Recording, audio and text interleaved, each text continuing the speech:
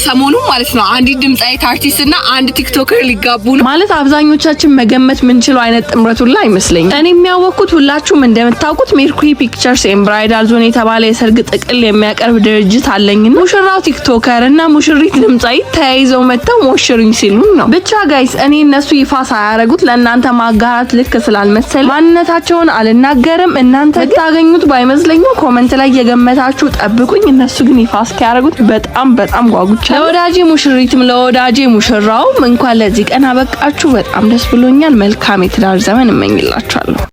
ኤደን አግብታለች ወይስ ጓደኛ አላት? ወደ ፍቅር ታሪክሽ ደግሞ እንግባ። እሺ ጓደኛ አለሽ? የለኝም። ብቻሽን ነሽ?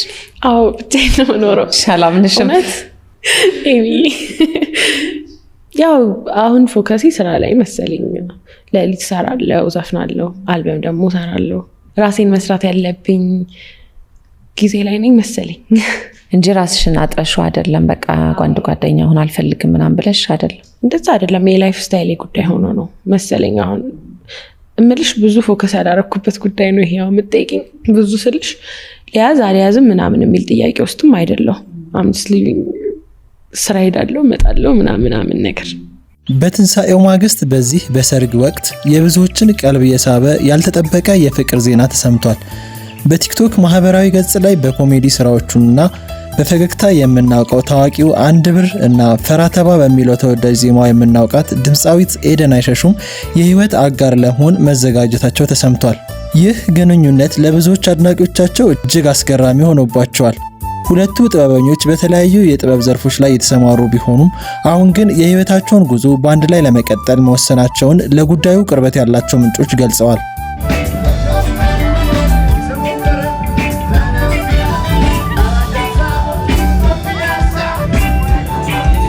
ድምፃዊት ኤደን አይሸሹም በሙያ ብቻ ሳይሆን የታዋቂው ድምፃዊ ቴዲ አፍሮ ባለቤት ከሆነችው ተዋናይትና ዳይሬክተር አምለሰት ሙጬ ጋር ባላት ጥልቅ ወዳጅነት ትታወቃለች።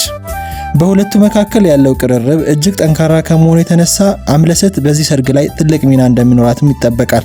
ከምንጮች በተገኘው መረጃ መሰረት አምለሰት ሙጬ ለኤደን አይሸሹም የመጀመሪያ ሚዜ በመሆን እንደምትቆምም ተረጋግጧል። ይህ ሁኔታ በሁለቱ ጓደኛሞች መካከል ያለውን መተሳሰብ ከማሳየቱም በላይ ለሰርጉ ድምቀት ትልቅ ግምት እንዲሰጠውም አድርጎታል። ለዚህም ማሳያ ቴዲ አፍሮ በሞምባሳ ኬንያ ባቀረበው የኮንሰርት ድግስ ላይ ሁለቱ ቆነጃጅቶች አብረው መታየታቸው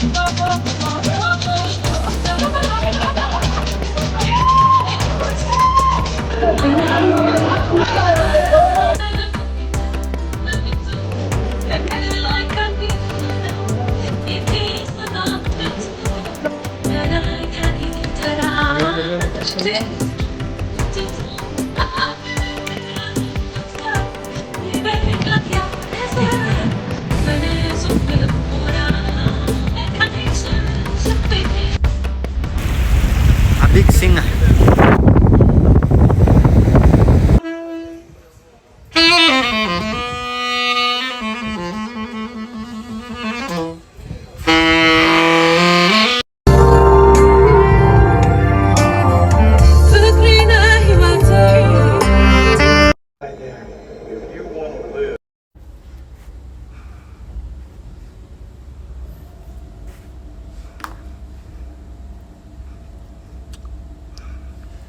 አርጋለሁ